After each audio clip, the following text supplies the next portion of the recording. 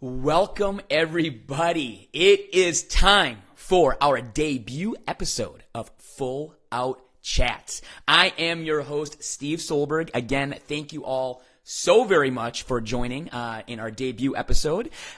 Super excited to start this project. I think that it's going to be very informative. I think people are going to find it very exciting. I think people are going to learn a lot about different people in the spirit industry. And, you know, I cannot explain to you enough how much this is going to be an awesome experience for me, hopefully an awesome experience for all of you. We have some really awesome guests lined up, which I will talk about later. But I can already see people are joining, so thank you. Before we get started, as you know, as every coach says, let's do it one more time, and let's go full out. Are you ready? Full Out Chats. Do you know what time it is? We got the right, we got the vision, you lose the sight. We will never stop. We got the drop, yeah. What time is it? We're live in 5, 6, 7, 8. And with the music, that means we are live. I want to do a special shout out, special thank you to cheeranddancemusic.com for our intro music. Again, cheeranddancemusic.com. They did our music before here at Purdue. They have done great music for a lot of different people from high school, college, all-stars. He does a great job. So again, cheeranddancemusic.com with our intro. Again, I really appreciate all that and being really our first sponsor. And again, cheeranddancemusic.com for all of your cheerleading, dance, any type of music needs. Now, again, kind of an explanation of why I started this project is I wanted to give a platform. Well, number one, to all of you out there that is all of us affected by the coronavirus pandemic going on right now. I just want to say hope everybody is safe. Hope everybody is well. Definitely practice social distancing. It is definitely the only way we can get over this and get back to our quote-unquote normal lives. So hope everybody is doing well. But with that, I am not allowed to go in the office for at least a few more weeks. And if I'm a betting man, probably a little longer. And I really wanted to start this project to give a platform to let people know what these people are going through, to let you get an opportunity to meet some of the people in the spirit industry on a more personal level, get to really meet these people. I think that these people are hugely influential in what we do, and I think we only know them as who they are, which are coaches and gym owners, spirit industry people. We don't really get to know their story, and I want to give a platform to give these people a chance to talk about their story, what influenced them in their life, how do they get to where they got to today, people that really meant a lot to them. I think that this is a great platform, again, for these people to really get to, open themselves up and let you get to know them, because I think that's going to be very important. But again, as a reminder, this is a live show. This is a live show, which means, hey, things could go wrong. We're relying on technology. Some of these guests have babies. Maybe babies and kids are going to go crazy during the interview. Pets, if you hear a dog barking or a dog jump up here on my lap, that's my dog. And hey, we can't control things like that. But we're going to do the best we can with the awesome technology we have here on Instagram Live, and to give you guys a live, candid, and also really see the emotion that these people are going to express when they tell these stories about themselves. We are going to have a Q&A at the end, towards the end. So if you look at the bottom of your screen, about right here-ish, you're going to see a question mark that looks like a deck of cards. And on those question marks, tap on that. Send us some questions. Myself and Lindsay will answer any questions that you may have about anything, specifically about maybe Oklahoma State, about tryouts, about being a college cheerleader, or just cheerleading in general. We would be happy to answer any of those questions, and again, let them be the professionals. These are great people, and again, I'm super excited for the guests we have lined up, which I will talk about later. But again, one more shout out to cheeranddancemusic.com, who made our intro music, did a great job, did it in about a day for me, and again, sponsor today is cheeranddancemusic.com. So let's get into it. The point of this show is to interview some people in our industry, people who have been influential in our industry, people who have really great insights. But again, an opportunity for people to honestly open up and give just information, give what they know about the industry and really how they got here today. So really excited about that. So over here, I'm going to try to find, there she is. Today, and hopefully Lindsay here will be able to. There she is. Sally, Hello. how are you? I'm doing okay. Good, good. Is the little one down? She's asleep, ready to go? Well, questionable. She's in her crib playing right now, so we're hoping this goes okay. Well, I already gave people kind of a heads up. This is a live show, a live broadcast, so things may happen. If she starts crying, you got to leave for a bit. Don't worry about it. Do your mom duties. I'll fill in the time. You'll fill in. You got this. I'll try to fill in as best I can. I've been told I don't have any problems talking, is what I've been. But first, I want to thank you for being my first guest here. Again, super excited to give this platform. This is Lindsay Bracken, but everybody calls her Sally. And so I'll let you explain why people call you Sally, although nowadays people have no idea why. It doesn't make any sense. I've known Lindsay now, man, for years. She's came out to Purdue and helped us out before. We've bounced off ideas off each other before in regards to just cheer nationals, and obviously the big thing now for college coaches is figuring out tryouts, which I know we'll talk about a little bit later. But number one, I just want to thank you again for being here today and really sharing your story. I think that this is a cool opportunity to let people get to know you and what you do. And so you know, as we get into it, first of all, like, how is the quarantine going for you, your family, and all that? Yeah. Well, thank you for having me. Yeah, I think we first met through basically when Jonah Lund and Chelsea Ramos were just starting at Oklahoma State. Yeah, I coached Chelsea for a couple of years. Just missed Jonah, but I had just left Sun Prairie and taking over Purdue. And how many years have you been at Oklahoma State now? This is going on my 9th year, so I'm in my 8th year, and so it was my first year. Yeah, so that we started about the same time, Yep. So my first year at Oklahoma State was when I had Jonah and Chelsea. And so, yeah, it's been great. You're right. People call me Sally. My maiden name is Salliot. So the abbreviated version of that is Sally. And so it's funny because I have kiddos, sometimes more so on the Palm Squad, because we do stuff with the Palm Squad at OSU, that will sit there and say to me, "Why do they call you Lindsay?" And I'm like, well, that's my name. So it's funny when I have people halfway through the year not realize that my name is actually Lindsay, because everybody just calls me Sally. And I think that Sally, Salamander, you know, Sal, all of that started when I was cheering at Oklahoma State. So it just kind of has stuck. So even through marriage, we're still there. So, and quarantine's good. Today the weather's great in Oklahoma. Staying here, so it's almost 50, so I'll probably be taking my dog out for a walk after this. Yeah, it's 83 is supposed to be the temperature today. So, yep, moved to and the south. done with the interview. No. Moved to the south. Yep. No, that's as you know, I have family in Michigan, and talking to them all the time, it's like, wait a minute, you know, the temperature here is way better than what it is up there. So. But everything's going. How are you dealing with team communication? Have you been able to, you know, have team communication, talk to the current members and returners about next year at all, about anything like that? So really, it's been it's amazing to think that it was really only not even 2 weeks ago yet that all this kind of started and we first got the news. So we were very fortunate that we got one more day of practice than a lot of other teams. There was a lot of teams that practiced further than us, but once the NCAA canceled the basketball tournament, the Big Ten canceled everything for the year, the Big 12 still had kind of one day where they were saying, we're going to let spring sports practice. So we took advantage of that, and it was a Thursday night, our normal practice night, and let me just tell you, the energy in the gym was awesome. Mm-hmm. There was kind of that understanding of, we're lucky to be doing what we're doing, and this could be the last time, so it was really an enjoyable practice. And I think at that time I kind of, you know, everybody knew it was a possibility.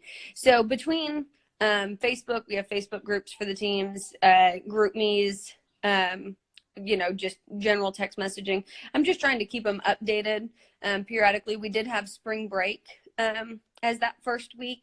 So they went from thinking they were going to practice twice a day every day to being stuck with nothing to do.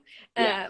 So really it's this is the first week of, oh man, we're back to school, and this is weird and different. So yeah, we'll definitely talk about that later in regards to NCA and everything there. That really the cheer world really still has no idea what's going on with, Summit and Worlds and Yep. things like that. But first thing I want to talk about is you when you were Sally for real, and kind of just tell us about your upbringing. Where did you grow up, your family, kind of just on a personal level, kind of just the influence that they had on you and who you became. yeah. So as I mentioned, my family's in Michigan. So I'm originally from a town called Woodhaven, Michigan. It's about 30 minutes south of Detroit. So if you fly into the Detroit Metro Airport, I'm not too far from there. So kind of giving you an idea. I grew up in a family with 4 kids in the household. So I have an older sister who's 15 months older than me. So we were basically, thick as thieves. When we weren't arguing, we were thick as thieves. And then I had 2 younger brothers. And really, I was trying to think about it as I was going through stuff. And I did, growing up, I had done gymnastics. My mom put me in it when I wouldn't stop being upside down more than I was right side up. So headstands were my, party trick, we'll call it. And so I was, started gymnastics. And then, of course, my sister being just a little bit older than me was my idol. And so she started cheering. And an interesting thing in Michigan is that you cannot do all-star cheer and high school cheer. So that regulate that, yeah. Yes. So here in Oklahoma, in Texas, you do it all. Mm-hmm. But because of the term all-star, so if they called it club cheer, Mm-hmm. you could do it, but because it's an all-star team, Yeah. you can't. So I didn't get into cheerleading until 7th grade. Oh. Yep. So that's when I started. And again, it was my sister did it. I could flip. So why would I not do it? Was it a rec or what was it when you started? It was at school. So middle school cheer, cheering on the sidelines, in, very cold weather in the fall in Michigan. Yeah, I know. Yep. And then doing basketball, and up there in 7th and 8th grade, you do a few competitions, but not anything as much as high school. Once you get into high school, it's actually viewed as a high school sport, recognized as a high school sport up there, and has been for quite a few years now. Mm-hmm. And I want to say Michigan was one of the first states to do that. I think that they were. So really, into the demise of, there used to be a school up there at Plymouth Salem that used to have a co-ed team. Super good. When I pushed at Sun Prairie, we used to compete against Plymouth Salem, and they were super good. Salem United, and that's where Jesse cheered at. If you know Jesse from UCA staff, and he cheered at Moorhead and Sam Houston State. Super talented. I know exactly what you're talking about. Yeah. Yes. So that's, one of the girls who ended up cheering for me, Haley Lindbergh, I think, was going to go through that school system. But yeah, as soon as they made it a sport, they made it a female-only sport. Yep. And so you couldn't do anything else. So all of a sudden they couldn't go to UCA, even though they were super talented. So that was where, when I was starting out college, that was kind of where, all the people that had experienced partner stunning went to school in Michigan. Yep. So, yeah. But yeah, and then my mom was a cheerleader, and seeing some of the pictures and videos, 3 high pyramids where they do the little tension drop where they all fall forward and then forward roll on the gym floor, and you're like, Mom, you're nuts. I call it Wild West of cheerleading when there were no rules, and it was great. I ask all these old school coaches, how did you even attempt to teach that stuff? Because these kids, high school kids, were 3 high, no quarterback spot, nobody to catch them if they fall. It just, if it fell, it fell. And I just remember I was talking to Tina, who was the coach at Greendale High School in Wisconsin, and she took Greendale, I think, to the 2nd or 3rd ever UCA High School National. So back in the day, when it was still at SeaWorld, I believe. And she said they practiced in the pool. Oh. Pool. And if you can do it in the pool, you should be able to do it on dry land. Right. Well, that's Michelle Sabrin, who coaches at Alma College in Michigan. It's a D3 school, and I know she utilized the pool a lot when the basket rules, before the basket rules had changed for all girl. So yeah, we don't have a pool at Oklahoma State, so we just, cross your fingers and pray. No, I'm just teasing. No, but my assistant Nicole, she cheered at Hawaii Pacific, and she said they used the beach. They would literally go in the ocean and just chuck people in the air and hope they did the trick. And once they figure it out, all right, let's try it. And I get it. Yeah, I mean, the basket rules have definitely changed a lot in college cheerleading, and that's something we can also talk about later. But so joined school cheering around 7th grade. Did it through high school, I'm guessing. Yep. And did you do All Stars at all or not? Nope, never did. All-Star, you have to remember I'm old, Steve, just like you. Yes. But All-Star was not big in Michigan because of that rule until really after I left. So that was, there just was maybe 1 or 2 gyms to go to at that time. Whereas now there's more gyms, more teams where people are having to make that choice of doing All-Star versus doing school cheer. Mm-hmm. And so obviously you graduated school, and what a lot of people don't know is I tell people all the time, like, Lindsay's a Big Ten girl, and you went to the University of Michigan. Excellent school, great school. And so, tell me about your experience at Michigan and why you ended up going there and kind of that. Yeah. So really, Kristen Kalinicki was my gymnastics coach, and she was a Michigan cheerleader back, when she went to college. And we had talked about it. Oh, good. Love it. Some photos from back in the day. The first one is my 3 best girlfriends from Michigan. And, not the greatest photo, but like, dude, you didn't have, digital cameras that you could delete stuff and check and all that kind of stuff. You're using disposables. Yes. Yeah. So, but those 3 girls are my, absolute greatest friends. We see each other maybe once a year, but it's like, nothing has changed, and that's great. But so I kind of started talking about it. I was like, all right, I think I'm going to, try out for Michigan cheer. Of course, I had to apply to the school, get in. I started out as an engineering major. Oh, wow. Okay. Yeah. Man, computer programming. Oh, yeah. Computer programming was not my favorite class that I've ever taken, but what's funny is looking back on it now, I'm like, man, that taught me such great critical thinking. Mm-hmm. But so tried out for the team. I'd never really partner stunted at that point in time.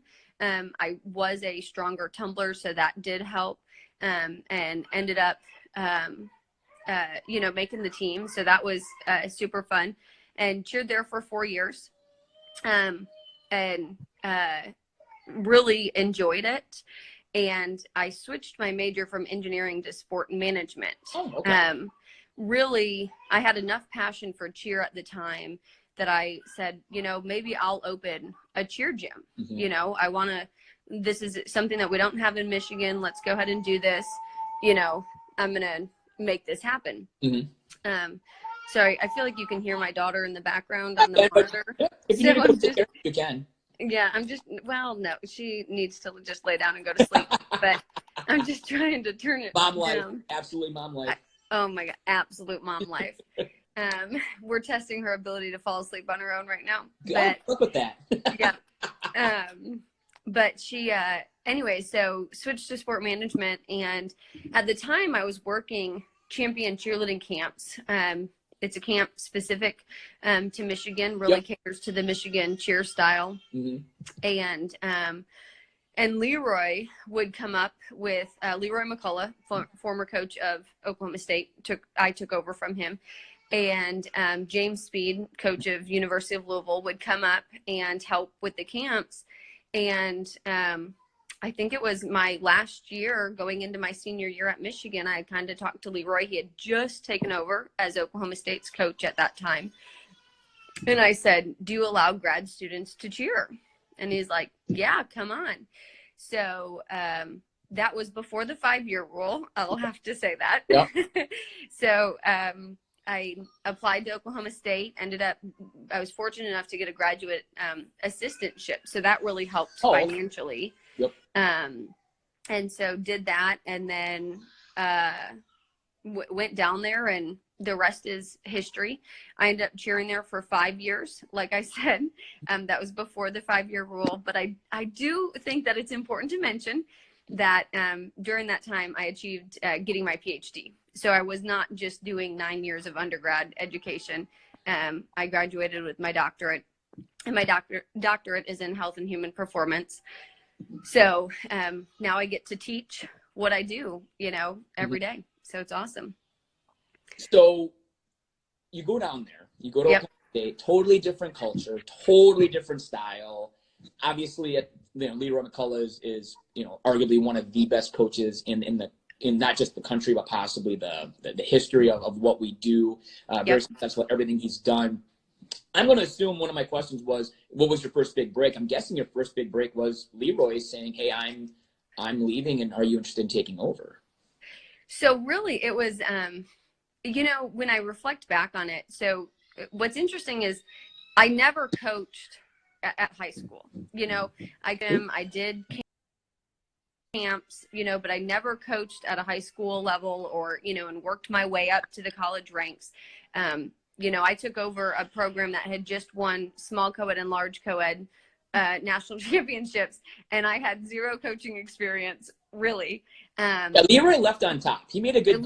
He did good on that. Yeah, we talked about that. There was some big shoes to fill, both figuratively and literally. My guest tomorrow is Jomo.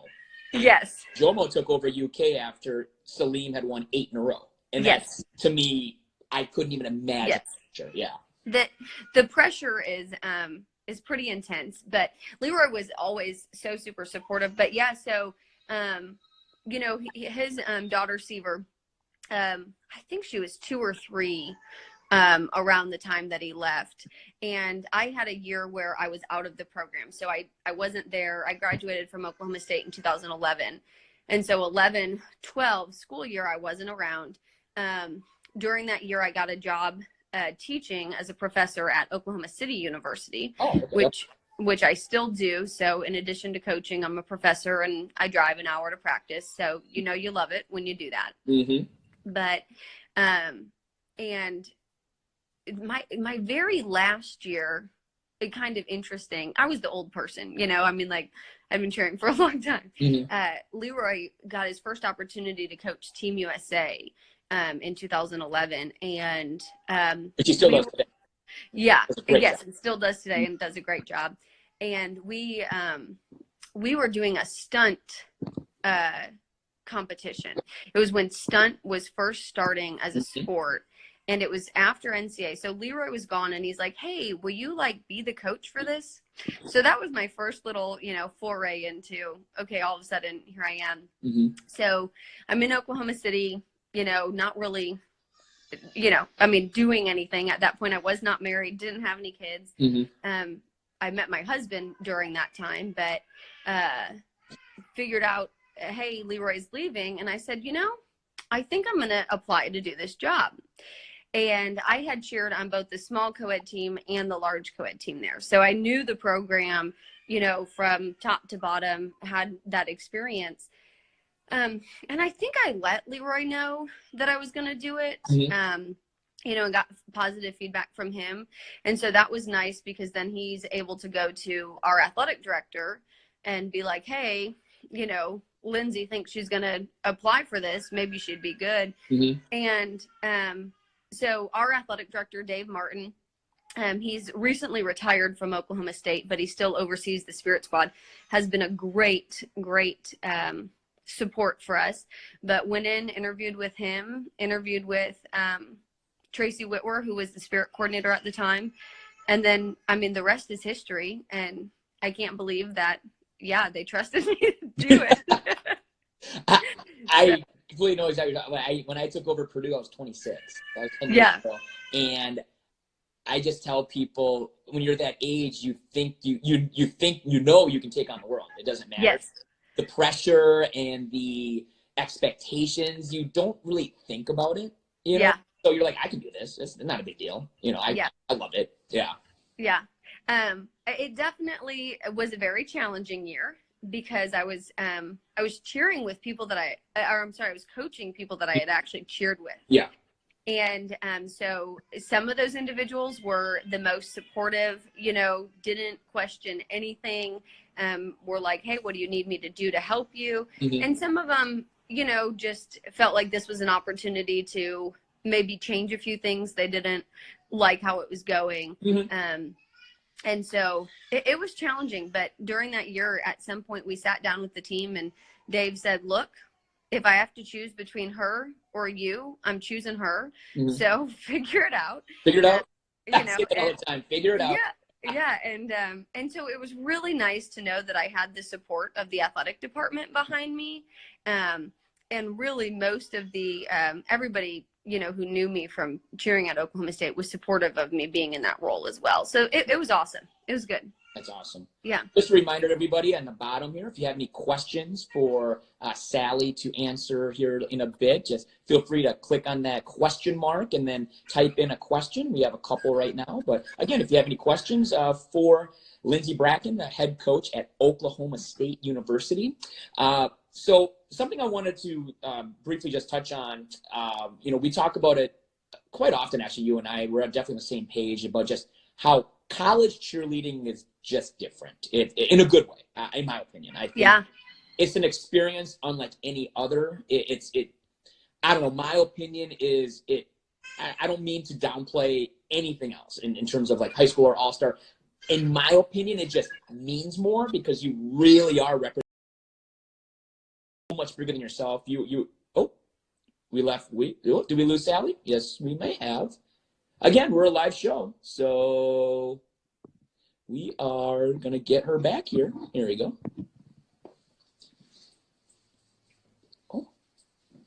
Let's see if Lindsay can reconnect here. Oh, there you are. I got kicked out. I don't know what happened. So big deal. Again, we're a live show, so things happen. Technical difficulties happen. But like I was saying, I'm not downplaying anything. Like when you represent something more than yourself, and that's something I preach all the time, is you're representing something so much bigger than yourself. And I guess my question is, what's your take on that? Like, what was, I guess, your experience as being a collegiate cheerleader? Okay, so first off, like I will say, I never really did the all-star thing. So I don't have that experience. I remember the very first year that I came to Oklahoma State, Orson Sykes from Twist and Shout was doing the choreography and asked me to do a seat roll. And I was like, oh, what? Mm-hmm. So that's, my all-star experience. But,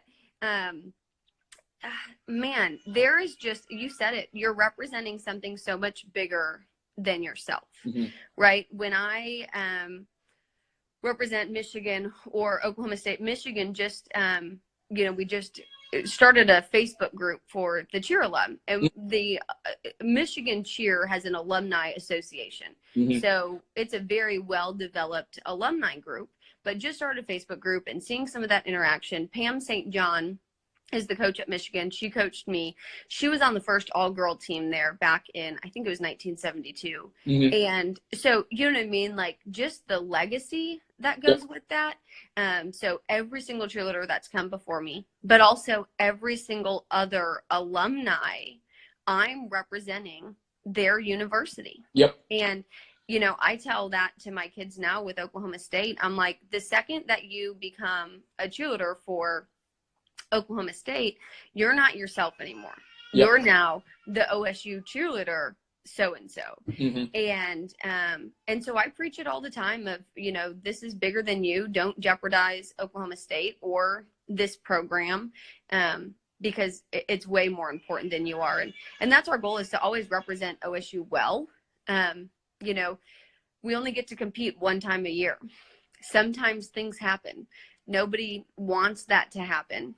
But how are we representing Oklahoma State, from the day they make the team until the next day in tryout, or, the next year in tryouts, on the sideline, in their interactions with, people in the community. Yes, at competition, but also just, presenting yourself all the time. And if I could tell anything to anybody, it's cheer in college. 100%. Cheer in college. Yes. I mean, like, God, yes. It's so, we were talking about kind of some of the things. I will never forget Michigan pregame. We run out of the tunnel. with, the band starts playing and we follow the band and we run out of the tunnel. And there is nothing that will ever replace the feeling of running out of the tunnel with 110,000 fans surrounding you. Nothing. Like, you know what I mean? And you're just like in awe. You're looking up and people look like ants. And then it's so funny because Oklahoma State's a much smaller venue.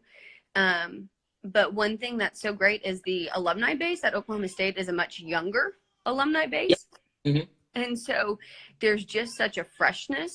And you didn't really understand the whole, football is life in the South until you get down here and just people live and breathe orange in Stillwater, Oklahoma. And it's just, such a great atmosphere every single game day that, man, you need to do it. You need to cheer in college. That's all there is to it. I mean, for you, you got, definitely one of the best Big Ten experiences without a doubt. Yes. Definitely got one of the best Big 12 experiences in the country. And I agree with you. I cheered at the University of Wisconsin, and I still tell people one of my best memories is Camp Randall Stadium, night game, being in the Kohl Center, NCAA trips, bowl games. I can't explain it besides you just have to do it. It really does break my heart also when I meet these great athletes who have zero interest in cheering in college. Right? And I'll be honest, I think us as an industry, and this is just me speaking freely, I think we're burning these kids out, in my opinion. Yeah, I mean, and sometimes, I get the desire to compete, and that starts to be, ingrained in so much. But yeah, at Oklahoma State, we practice 3 days a week. You're an athlete, or you're a student before you're an athlete, and you're just, I'm trying to keep those priorities in line and keep them straight. And I tell everybody, not every college is for everybody, but there is a college for everyone. So, yes. Go and visit, go check it out. You will walk onto that campus and you will know, I want to be here. I love this group. I want to be a part of this group. And then you start college with friends, people that can help you, upperclassmen. Steve, will you, maybe you can talk about Purdue's game day real quick while I go make sure my daughter's okay. So I'm going to have you look at the ceiling for a second. Not a problem.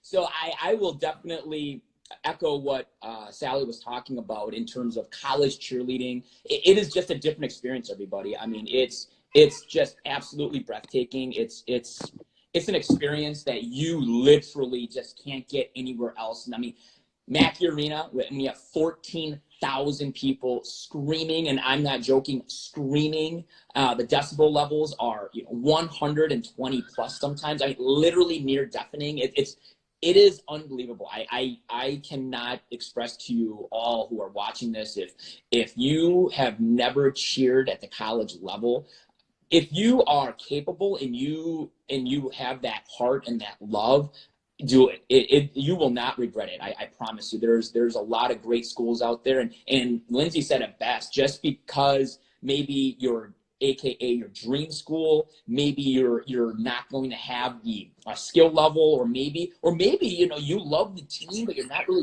really digging the school, which also happens. But it's okay. Like, there is a school out there for you if you want to cheer in college. And it looks like we have a second guest that's joining us. This is great. Say hi, McKenna. Hi, McKenna. How are you?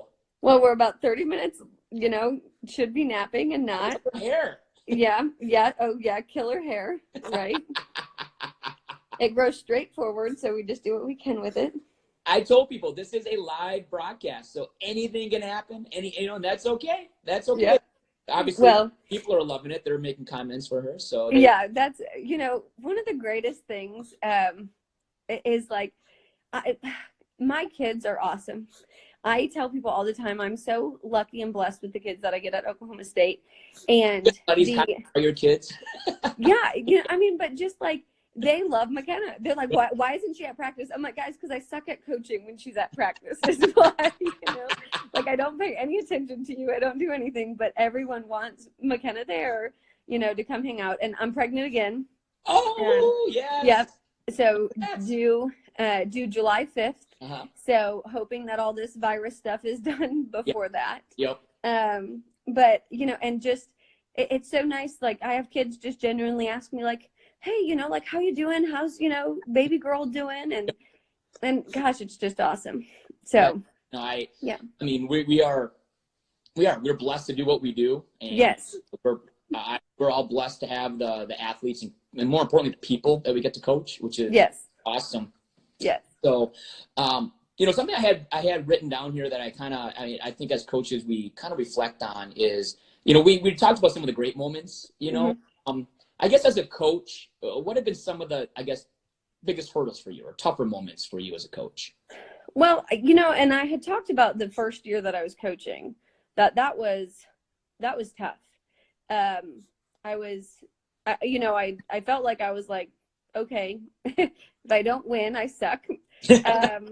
Really. I was coaching people that, you know, had cheered with me. So sometimes some of my insecurities, they were already aware of. So that was hard. Like, there was a moment during that first year where I was like, why am I doing this? Yeah. This is stupid. And so I tell every single person that starts out coaching, I'm like, the first year's the worst. And then you figure it out. Yep. And you figure out what works for you, and it goes okay, and it's, you know, it's going to be all right. You know, there's not really, you know, like bad or awful things. I've been very fortunate to have super supportive parents of my athletes that know that they're now collegiate athletes, and they trust me to do my job coaching, where I don't really have to answer a lot of questions there. So that can, you know, be difficult for a lot of coaches. But I think the hardest thing is that I really do care about these athletes. Yep. You know, and you get to know them, but at the same point in time, I'm coaching a competitive program, which means that I need to make sure that the talent level is staying what it needs to be, and or that our performance is where it needs to be at. Yep. And so, you know, is that mama? Yeah. So, you know, having to cut people that have been on the team is difficult. Just cutting people that come out and you can tell they give it their all and they absolutely love, you know, Oklahoma State and, you know, are so invested in it. Yep. And, you know, having to cut them. And then also, yeah, you get mama.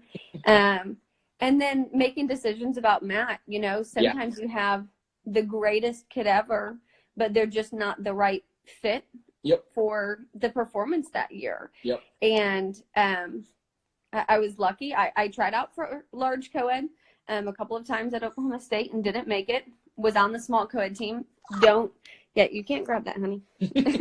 I don't regret that at all. That team has such a special place in my heart. Yep. And but so I've been there. I've done that, right? It's like I put in the work. I made sure I was in the gym every day doing what I needed to do to get better. And then, you know, I was one of the people that didn't get to compete. Oh, thank you, honey. I was one of the people that didn't get to compete and then, you know, ended up okay. You know, other years that, yes, I'm able to. Oh, thank you. Yeah. Oh, I know. And so I get it. I know how they're feeling. But it doesn't, it might make it harder. Yeah. I think I get more nerves at tryouts getting ready to announce the team 100%. than when I was waiting to be announced. Yeah. Like, yeah. I say that tryouts is always the most exciting but dreadful time of the year for me as a coach, because everybody's always excited for next year. Everybody is super excited, ready for the next season. Usually after, you know, March Madness ends, you kind of have a little bit of break and then tryouts hit. So you're just excited. You haven't seen it as much as you did for a semester. But it's also the most dreadful because I'm going to tell a returner, some returners, sorry, this is not the program for you anymore. Or, you know, an incoming high school senior who has busted their butt. This is their dream. They came to the clinic. I told them, you are definitely good enough to try out. But then ultimately you tell them that this dream's not happening here. And it, you know, I tell people, like, it's not like the coaches are in the corner, these evil people.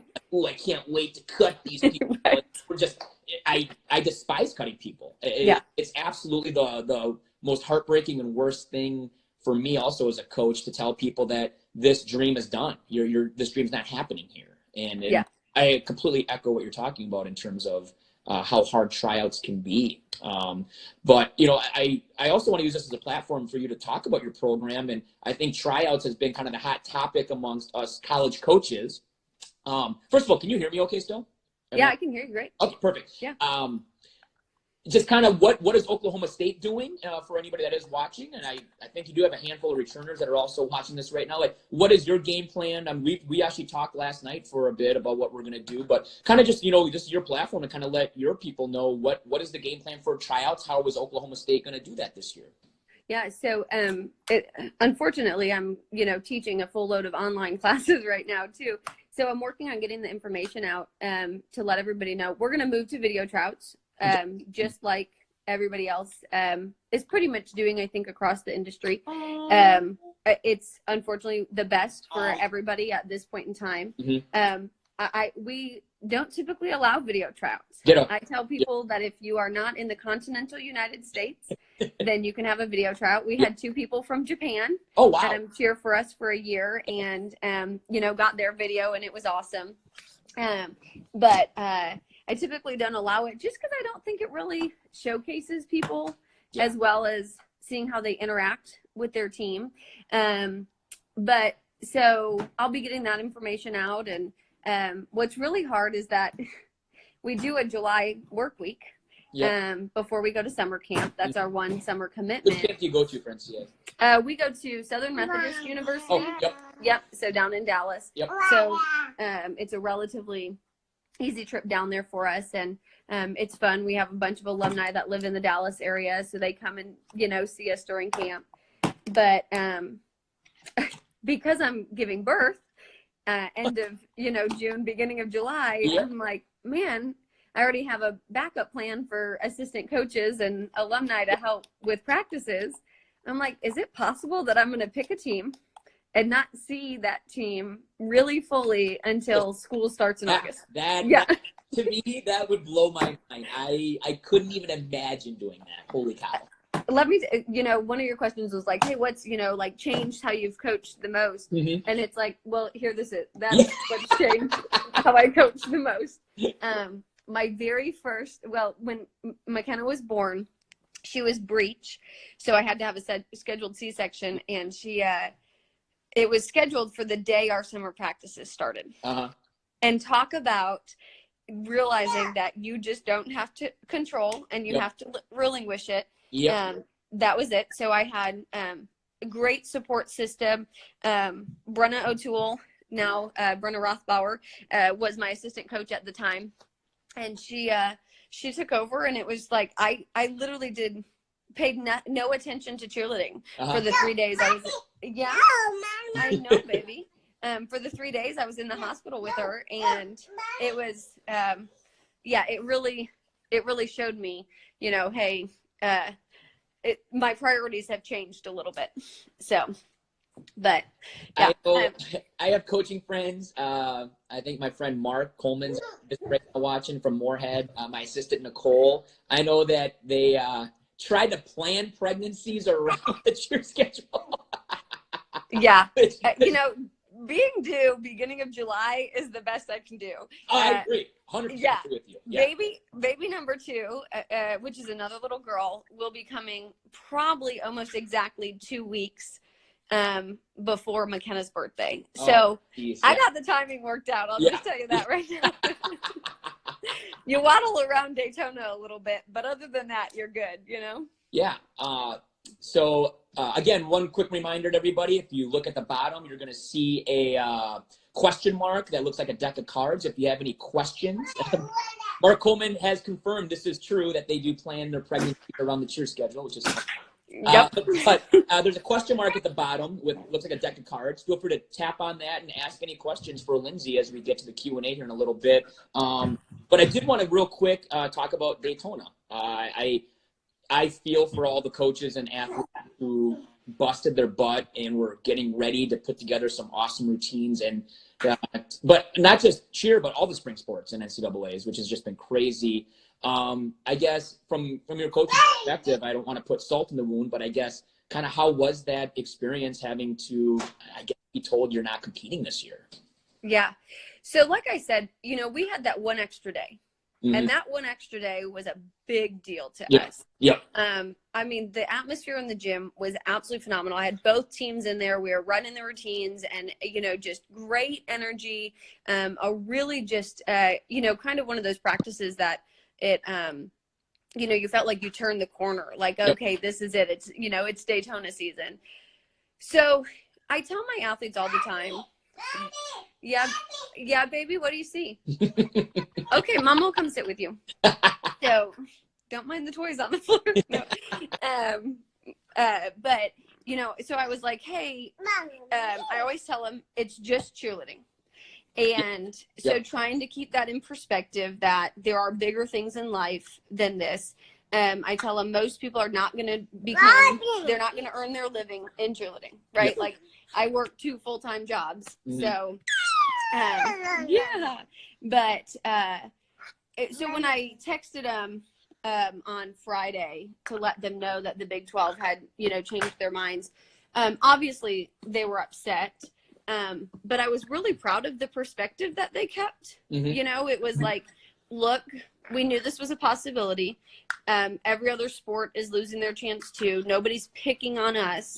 And I think my seniors I was super proud of because they just had such a great sense of I gave it my all in all the time that I was here. And while it would be great to do that one last performance, man, the entire year was awesome. But that's, you know, I'm obviously I coach NCAA. So I think, oh, did it go under? Okay. I coach NCAA. Sorry, you know, something went under the. Of course, you got to get baby's toy. Yes, gotta. Yeah.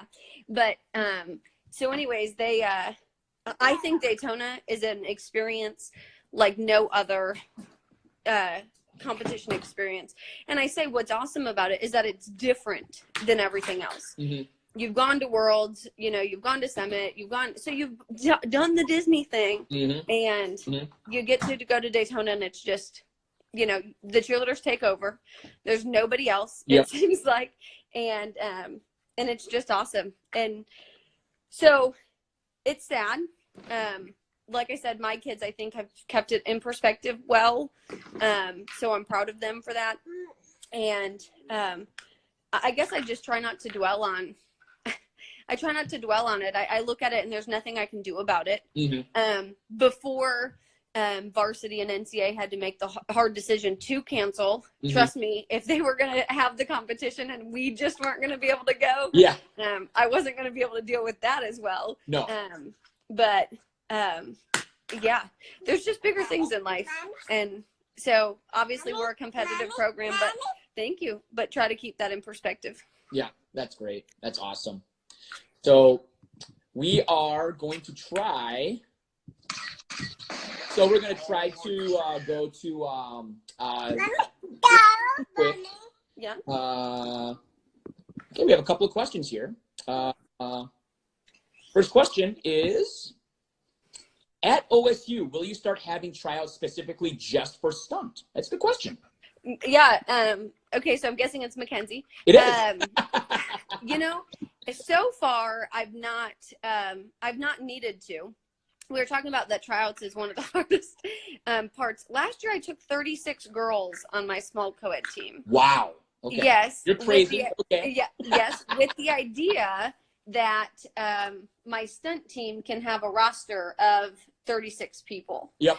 So I haven't really had to fill the need for it.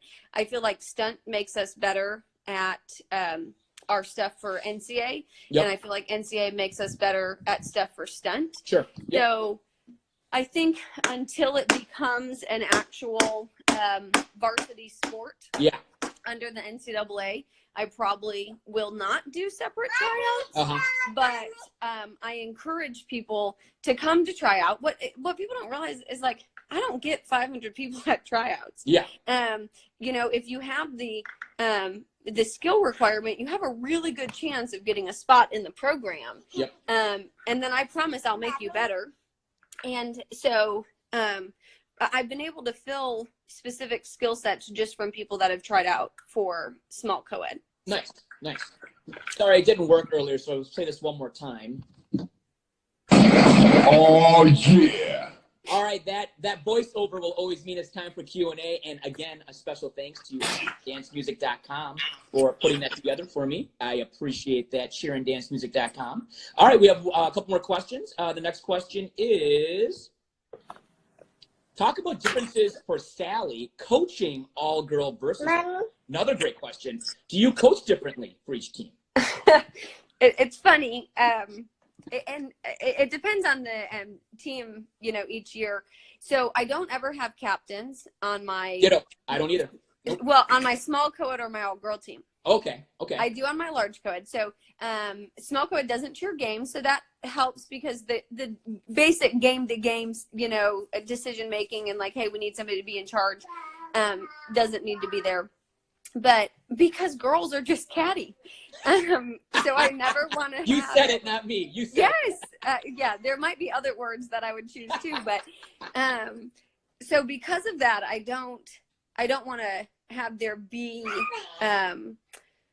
you know, this competition to start with. I'm in charge. And then if I'm in charge, nobody can get angry at somebody else because I'm the one making the decisions. The last 2 years, my small co-ed team has been very young. Yep. Because of that, I think that I believe that if you cheer in college, you want to be there. So I should not have to yell at you to get you to do stuff. 100% same with you on that. My small co-ed has disagreed with me on that the last couple of years. When I But as yell you at see in the picture, they won last year. They pulled yes, they did. Dude, you know, we joke about it, but it was true. Probably about a month before nationals, I was having a very serious conversation with my assistant coach, Lauren, about not taking them to nationals. So that would have been a big mistake. Obviously. Yeah. But really, it's just, I get frustrated when I don't feel like the effort is there, when the focus, when the consistency, you know, mistakes, fine. I can deal with mistakes. You know, nobody's trying to make a mistake, but if you're just not making changes when I'm asking you to make those changes, yes, no tolerance. So I've definitely, small co-ed basically, I've been yelling at a lot, the last couple of years, whereas my large co-ed, you know, the guys kind of, changed the tone a little bit. Guys seem like they kind of always have energy, but it's also an older team. I had more leadership on that team in the last couple of years. So that's really the big differences. But I mean, and then obviously skill stuff, but yeah, personalities, it's whatever personalities you get each year. And sometimes that depends more on age than gender. All right, we got a couple more quick questions. One is, would you ever consider accepting people on the team with elite stunting but little tumbling? Yes. That goes for really both teams. So large co-ed, if you're one of my females on large co-ed, mostly that answer is no. You know, I have typically 15 girls, and so I'm able to find 15 girls that can do it all. Guys, the NCAA score sheet really allows for people to be a little bit more specialist because we're just looking at majority. And then on my small co-ed team, because they do stunt, I do have people that can do you know, that bring a little bit more to stunting than they do tumbling. It makes it a little bit harder to incorporate them into the small co-ed competition routine. So that's just something I make them aware. Not everybody on my team twists, but a standing back is a pretty set standard. And then really we have basic tryout requirements listed as a round off handspring back. Yep. And that's just because that's useful for me in stunt. Sure. Yep. And last question that I have is, can we get a team dog? It's from Brandon. Right. Yeah. Brandon, no. Okay. So this is a funny story. My daughter's first word was dog. Oh, okay. There. Perfect timing. I couldn't have planned it. I know. Yeah. Doggies. We don't have a dog. Uh-huh. My husband wants a dog. Of course. Yeah. But, and I've said, no, we're not home enough. We have way too much going on. Yeah. So if I won't let my daughter, who her first word was dog, have a dog, then Brandon, no, we cannot have a team dog. Yeah, that's the personalities, you know, love them. Yeah. I have a dog and I love my dog.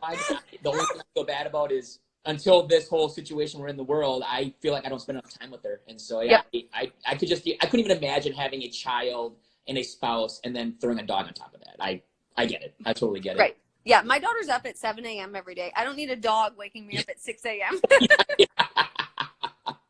Well, my last question for you, and this is going to be the question I'm going to ask all of my guests as we close it out, is I know that as coaches, we get a lot of advice and we have a lot of mentors and a lot of great people who have molded us into the people we are today. But if you could pick just the best piece of advice you've ever had that's had the biggest influence on you as a coach, what would that be? So, you know, one of the things, Dave Martin, like I said, is the athletic director at Oklahoma State. And but one time we had a situation where, you know, a parent was kind of upset and he called him and, you know, talked to the parent and he said, You're AD at Oklahoma State. Yes. Wow. Yeah. Well, I will say the parent did not reach out to me. They reached out to the AD. Jump above you. I love it when they do that and they go. Yeah. But, and he said he started the conversation saying, you know, thank you so much for calling. I really appreciate you, you know, caring about your son or daughter. And he told me, he's like, it really set the tone for the conversation. Mm-hmm. And that's, I think, you know, keeping in mind, and this was prior to me being a parent, so I didn't get the whole parent thing. Now I'm like, you want to mess with my daughter? But, so at that time, to hear, right, like I have to remember that I'm dealing with somebody's son or daughter, mm-hmm. and there's that protective instinct. Mm-hmm. But if I acknowledge that I know that they're doing this because they care, not because they're trying to make my life hard as a mm-hmm. coach, mm-hmm. Then it's, you know, going to be easier. So that's one that I really, whenever I've had conflicts, I've tried to take that same mindset, mm-hmm. you know, into handling that to kind of diffuse the situation. That's a really good piece of, especially for a college coach. That's a really good. Yeah. Because I usually make it pretty known, like I don't deal with parents very often. Yeah. I just don't, you know. And I don't either. It's very few and far between. Like I said, I'm so lucky though, because I have so many parents that we have parents that set up a tailgate each game, home game for our cheerleaders. They do that independent of me. That's and you know what I mean? It's like, if I want to go eat, they're going to serve me food, right. But they don't, you know, there's no, there's no pestering of me, mm-hmm. About anything. It's absolutely awesome. So the support that I get from the parents is great. And I think that speaks to the great kids that I get as well.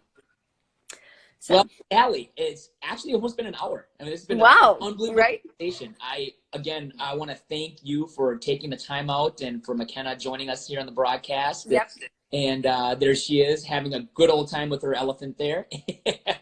Well, and if you see that snail that she's holding, we went on an away trip and some of the kiddos, some of the kiddos went to Dave & Buster's and piled their tickets together and got McKenna a snail. That's awesome. Yeah.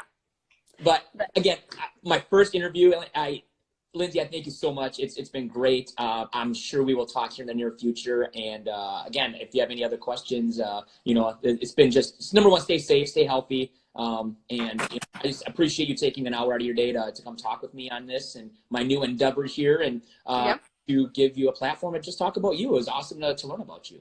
Yeah, I'm not sure I have, that much great stuff to share, but it's nice to get to visit. I always say when I took over from Leroy, everyone knew who Leroy was. Yeah. Now, yep. To finish out. Instagram's telling us to shut up. No, yeah. So I just learned that there is a 1 hour time limit on Instagram Live.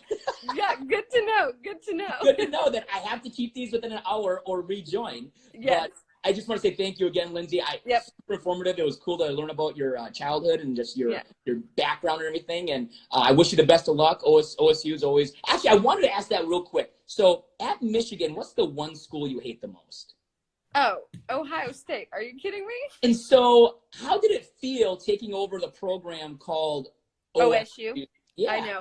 I said, I can't believe that I ever coached or, went to school that was OSU. It's fabulous, let me tell you. The Michigan-Ohio State rivalry is real, definitely. Yes, and people don't understand it until they're a part of it. Yes. Lindsay, thank you again. I wish you the best. Stay safe, stay healthy, and we will chat again soon. All right, thanks, Steve. All right, thanks, Lindsay. Yep, bye. That was Lindsay Bracken with Oklahoma State University. Again, a good friend of mine, super knowledgeable. And as you can tell, just a great heart. Coaches for the right reasons. And awesome to hear about her background growing up in Michigan, being a Big Ten girl, and then going to the Big 12, being coached by one of the best in the industry in Leroy McCullough. And just again, very, very thankful for her to join me today. My first ever broadcast. I can't believe it. And I quickly learned that Instagram Live kicks you off after an hour. So I need to keep that in mind. But before we get, Stephanie, I'm glad you thought that could have gone for another hour. I'm glad that you enjoyed that.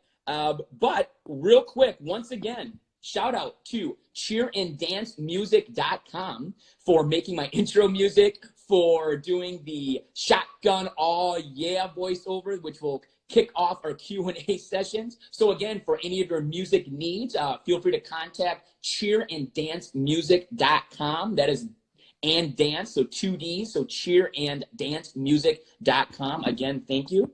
And as we are all quarantined and we should be practicing social distancing, we are going to try to do one of these every day, and I'm super excited about that. Tomorrow, I am super excited to have Jomo Thompson, head cheerleading coach at University of Kentucky, joining me tomorrow. He's joining me at 2 p.m. Eastern, so again, 2 o'clock Eastern. Jomo will be joining me.